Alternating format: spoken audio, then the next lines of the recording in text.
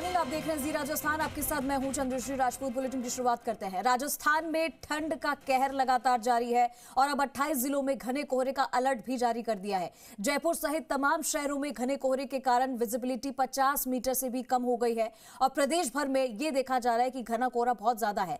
बात करें अगर जयपुर, नागौर, सीकर, दौसा, भरतपुर, बाड़मेर, श्रीगंगानगर, चूरू, टोंक, कोटा सहित कई जिलों में कोहरे की घनी चादर है। विजिबिलिटी बेहद कम है। सभी जगह सड़कों पर कोहरा पसरा है। अब ऐसे में विजिबिलिटी कम हो गई है और लोगों के आने जाने के लिए भी काफी दिक्कत हो रही है। लेकिन ये ठंड का कहर लगातार बढ़ता ही जा रहा है। आने वाले समय में सर्दी और बढ़ेगी और 28 जिलों के लिए मौसम विभाग ने पहले से ही अलर्ट जारी कर दिया है। तो कहीं जगह बारिश, कहीं जगह ओलावृष्टि के साथ मौसम बदलता जा रहा है और उसी को लेकर 28 जिलों में घने कोहरे का अलर्ट जारी कर दिया है।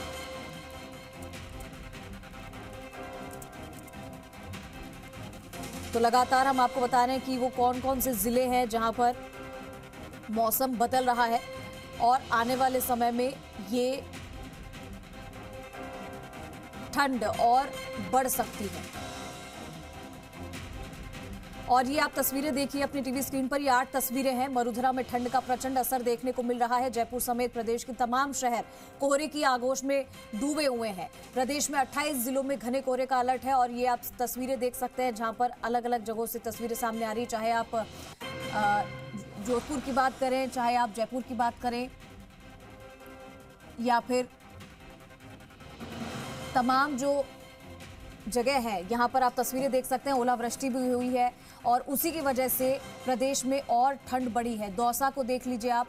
उसके अलावा तमाम जो जगह है कोहरे की चादर है। जोधपुर है, उसके बाद जैसलमेर भी है और लगातार यहां पर ओलावृष्टि हुई है। और थोड़े दिन पहले आपने देखा होगा हनुमानगढ़ में भी कुछ इसी तरीके की तस्वीर देखने को मिली थी जहां ओलावृष्टि हुई थी और सफेद चादर सी। चलिए, हमारे साथ अमित लाइव जुड़ चुके हैं। सीधा रुख करेंगे तमाम अपडेट्स के लिए। अमित, सर्दी लगातार बढ़ती जा रही है और 28 जिले हैं जिसको लेकर अलर्ट जारी कर दिया। हमने अभी अलग अलग जगह की तस्वीरें दिखाई थी। तापमान में गिरावट आ रही है, ठंड बढ़ रही है। कहां तक के लिए उपाय किए जा रहे हैं? लोग किस तरीके से ठंड से बचने के उपाय कर रहे हैं, क्योंकि सर्दी आने वाले दिनों में और बढ़ेगी? और ये बताइए कि फिलहाल कौन कौन से जिलों के लिए अलर्ट जारी कर दिया गया है? देखिए, प्रदेश के अधिकतर जिलों में अलर्ट जारी कर दिया है और जैसे मौसम का विभाग ने चेतावनी दी है कि आगे बिल्कुल भारी सर्दी पड़ेगी और उसी को लेकर लोगों को भी चेतावनी दी है कि भाई घरों से कम बाहर निकले। खासकर कोहरे के समय में विशेष ध्यान रखा जा रहा है। हाईवे पे, सड़कों पे कम रखें, क्योंकि विजिबिलिटी कम होने के कारण दुर्घटनाएं होने की ज्यादा संभावना होती है। इस समय हम ग्रामीण क्षेत्र में खड़े हैं। आप देख सकते हो कि ये सरसों का खेत है, इस पे ओस की बूंदे बराबर जमी हुई है और किस तरीके से जो बारीक बारीक जो ओस है बाकायदा गिर रही है। और काफी अभी बात करें कोटपुली ग्रामीण क्षेत्र में 7-8 का डिग्री का टेम्परेचर है। इसको लेकर जो लोग हैं घरों में दुखे हैं, लेकिन जो कामकाज करने वाले लोग हैं जिनको जाना जरूरी होती है वो किसी प्रकार से अपनी व्यवस्था देख पा रहे हैं, उसी के हिसाब से ही वो अपना काम कर रहे हैं। हम दिखाना चाहेंगे कि ड्यूटी पे जाने वाले लोग हैं वो किस तरीके से अलाव ताप रहे हैं, अपना सर्दी से बचाव कर रहे हैं, गर्म कपड़े पहन पा रहे हैं। आप देख पा रहे होंगे कि जो ग्रामीण क्षेत्र में कुछ लोग हैं जो अपना जो गार्ड का काम करते हैं, पुलिस का काम करते हैं, वो भी अपनी ड्यूटी भी निभा रहे हैं और साथ में अलाव भी ताप रहे हैं। पूरी रात इनको ड्यूटी करनी होती है, तो उस हिसाब से ये लोग काम करते हैं। कोशिश करते हैं इनसे जानने की कि सर्दी को लेकर क्या कहना है। वैसे सर्दी कैसी पड़ रही है, कैसा एहसास हो रहा है, सर्दी को लेकर क्या कहना है? सर्दी है फिलहाल अभी नहीं लग रही, नहीं सर्दी नहीं लग रही है। चलो, ये सिपाही हैं, इनको सर्दियां नहीं लगती हैं, लेकिन फिर भी कहीं ना कहीं सहारा लेने की कोशिश कर रहे हैं। वैसे आप कह पाएंगे सर्दी को लेकर? सर्दी तो खूब है सर। सर्दी है, हाँ। बचाव को लेकर क्या बचाव तो यहाँ जला रखी है, इससे बचाव और क्या। साथ में गर्म कपड़ों का सहारा लेना। गर्म कपड़ा तो सबन ने फैल ही रखे हैं सब। बिल्कुल, ये माननी पड़ेगी भाई, आप लोग ड्यूटी करते हैं, ड्यूटी को लेकर शरीर भी को ध्यान रखना पड़ता है, शरीर गर्म कपड़े पहनने पड़ते हैं। बिल्कुल सर, गर्म कपड़ा बगैर पार पड़े, खूब सर्दी पड़े। बिल्कुल, आप क्या कहना चाहेंगे सर्दी को? सर्दी पड़ रही है, सर्दी के बचाव के लिए सब कुछ पहनना पड़ता है, गर्म कपड़े वगैरह। पूरे क्षेत्र की बात करें, कोटपुली क्षेत्र में कैसी सर्दी है फिलहाल? सर्दी खूब है पूरी कोटपुली में। कोहरा का मौसम है, कोहरा का मौसम है, कोहरा पड़ रहा है। हाँ।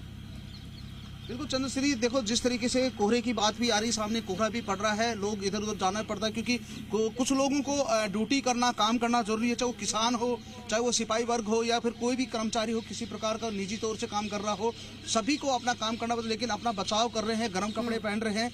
सड़कों को लेकर विशेष चेतावनी, क्योंकि यह जो यातायात पुलिस है, प्रशासन के द्वारा भी ये अलर्ट किया गया है कि किसी भी प्रकार से अगर अपने वाहन से कहीं जाना हो तो गति धीरे रखें, गाड़ी की दोनों चारों लाइटें जला के रखें, इंडिकेटर से जला के रखें, ताकि किसी प्रकार की कोई दुर्घटना नहीं हो। क्योंकि अक्सर देखा गया है, अक्सर सामने आया है कि खासकर सर्दी के दिनों में जो कोहरा होता है, विजिबिलिटी कम होती है, उस दौरान खासकर ये दुर्घटनाएं होती है। तो उसको लेकर सेफ्टी बरतने के लिए भी दिशा निर्देश जारी किए गए हैं। जी अमित, देखा गया है कि अभी कुछ दिन पहले जिस तरीके से ओलावृष्टि हुई थी, उसकी वजह से ज़्यादा ठंड बढ़ गई थी और शीतलहर भी बहुत चल रही है।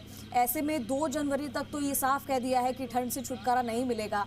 हो सकता है कि उसके बाद थोड़ी बहुत राहत ज़रूर मिले, लेकिन कौन कौन सी वो जगह है, कौन कौन से ज़िले हैं जहाँ पर मध्यम बारिश बताई गई है, अलर्ट जारी किया है, और ओलावृष्टि और क्या हो सकती है आने वाले दिनों में? बिल्कुल, बारिश की भी चेतावनी है, ओलावृष्टि की भी चेतावनी है। और अभी अलवर, खैरतल और जो भिवाड़ी, इस क्षेत्र में भी ओलावृष्टि हुई है। इधर सीकर, चूरू में भी ओलावृष्टि है और उसी का एक तरीके से प्रकोप देखा जा रहा है, जिसके कारण ये बिल्कुल भारी ठंड है। काफ़ी गलन वाली जो सर्दी कही जा सकती है, उसको लेकर जो लोग हैं अपने घरों में दुबके हुए हैं। हालांकि प्रशासन ने सरकारी जो कार्यालय हैं उनकी छुट्टी कर रखी, खासकर स्कूली बच्चों को विशेष 5 तारीख की छुट्टी का वो दे रखा है। उसके कारण बच्चों की तो खैर इसमें कही जा सकती है कि वो अपने घर में है, इसी कारण से।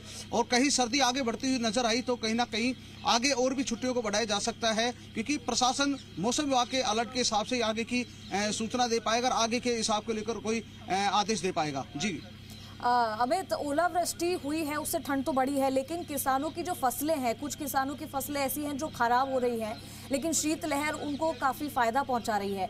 तो ऐसे में नुकसान तो किसानों का भी हो रहा है और आने वाले समय में आप कह रहे हैं कि ओलावृष्टि और भी है, अलर्ट जारी किया गया है। ऐसे में अगर बात की जाए तो किस तरीके से लोग ठंड से बचने की कोशिश कर रहे हैं, क्या कुछ जुगाड़ लगाए जा रहे हैं, और साथ ही जहाँ पर आप मौजूद है वहाँ पर किस तरीके का, क्या घना कोहरा है वहाँ पर, क्या विजिबिलिटी बिल्कुल कम है, लोग आने जाने में लोगों को परेशानी हो रही है? बिल्कुल, हम जिस जगह खड़े हैं वो ग्रामीण क्षेत्र है और यहाँ पे विजिबिलिटी काफ़ी है। हालांकि अभी थोड़ा सा रात का समय है, अभी सूरज निकल नहीं पाया। कैमरामैन सहयोग कहेंगे, आप देख पा रहे हैं घना कोहरा छाया हुआ है। और खासकर फसलों की बात करें तो ज़्यादा अगर सर्दी पड़ी तो सरसों को जो देसी कहावत में कहा जाता है किसान का जाड़ा मार जाता है, तो उसके कारण से ये समस्या होने की ओर रहती है। और विशेषकर अगर ओलावृष्टि ज़्यादा हुई तो जो सरसों, गेहूं की फसल, उनको भारी नुकसान हो सकता है। हालांकि मावठ की बारिश रही, ओस गिरी और सर्दी ठीक रही तो कहीं ना कहीं जो फसल है वो बिल्कुल ठीक रहेगी और किसानों को कहीं ना कहीं लाभ पहुंचाएगा। लेकिन जहां ओलावृष्टि हो गई वहां पे एक तरीके से पूरे के पूरे खेतों में पूरी फसलें पसर जाती है और वो पूरा नुकसान होता है। और जो किसान की पूरे साल की मेहनत होती है वो कहीं ना कहीं उनको लेकर एक समस्या खड़ी कर देती है। तो वो भी एक किसान के लिए चैलेंजिंग होता है कि वो अपनी फसलों को कैसे बचा सके, क्योंकि पूरे साल भर की जो कमाई होती है उसको लेकर उनको एक बहुत बड़ी समस्या का सामना करना पड़ता है। जी चंद्रश्री, हम बात कर रहे हैं घने कोहरे को लेकर अमित, तो ऐसे में विजिबिलिटी कम रहती है, तो अगर घने कोहरे में जो हाईवेज है वहाँ पर बहुत मुश्किल होती होगी, भारी गाड़ियाँ वहाँ से जाती है और ऐसे में ट्रक, बस सब वहाँ पर चलते हैं, तो ऐसे में वहाँ पर क्या कुछ उपाय किए गए हैं, किस तरीके से उनको मैनेज किया जाएगा इस कोहरे में ताकि एक्सीडेंट्स ना हो?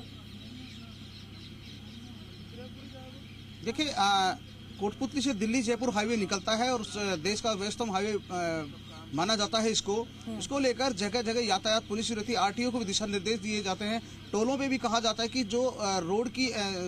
जो रोड है उनमें सेफ्टी बरतें और विशेषकर यातायात को धीमा चलाएं, यानी कि अपनी गाड़ियों को धीरा चलाएं। कहीं भी कोई स्पीड की बात होती तो उनको बाकायदा पुलिस रोकती भी है, उनके चालान भी करती है।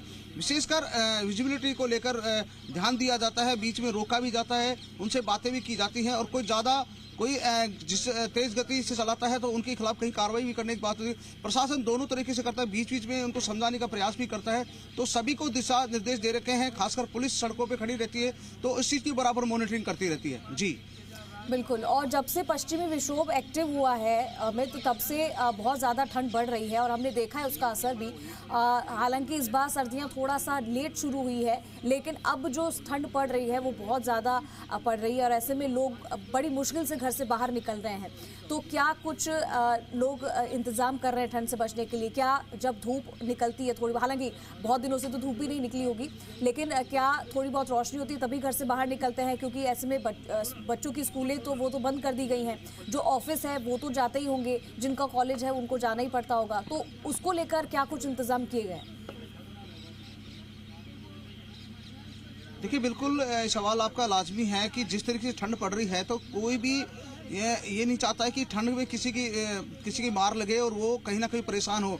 हर व्यक्ति घर से जब निकलने की कोशिश कर रहा है, जब सूर्य देव नजर आ जाए, थोड़ी बहुत कहीं टेम्परेचर बढ़ा हो जाए, उसी को लेकर निकलते हैं। और जो भी लोग निकलते हैं तो गर्म कपड़ों का सहारा ले रहे हैं। घर में भी अलाव का या हीटर वगैरह जो होती है, इलेक्ट्रॉनिक आइटम हो तो उनका सहारा लेकर तपन कर रहे हैं। और जैसे भी कोई बात होती तो कहीं ना कहीं अपना व्यवस्था देख के ही निकल पा रहे। लेकिन विशेषकर जो सरकारी नौकरी है या कोई और निजी तौर से जिनको जाना होता है, वो पूरे कपड़े पहनकर अपने वाहनों में ही इधर उधर जाते नजर आते हैं। क्योंकि किसी भी प्रकार से अगर खुले रूप में जाना होगा तो कहीं ना कहीं बीमारी की चपेट में या कोई और समस्या उनके साथ खड़ी हो सकती है। जी ठीक है अमित, बहुत शुक्रिया आपका इस तमाम जानकारी के लिए। और देखिए, लगातार सर्दी अपने चरम पर है और इससे बचाव के उपाय हर कोई कर रहा है। आगे बढ़ेंगे। सिरोही जिले के सबसे ऊंचे शहर माउंट आबू में कड़ाके की सर्दी पड़ रही है और सर्दी का असर इतना तेज है कि चारों ओर गाड़ियों और मैदानी इलाकों में बर्फ की चादर देखने को मिल रही है, जिससे स्थानीय लोगों की परेशानी और बढ़ गई है। हालांकि यहां पहुंच रहे सैलानी बर्फबारी का पूरा मजा ले रहे हैं। दिखाते हैं आपको एक रिपोर्ट।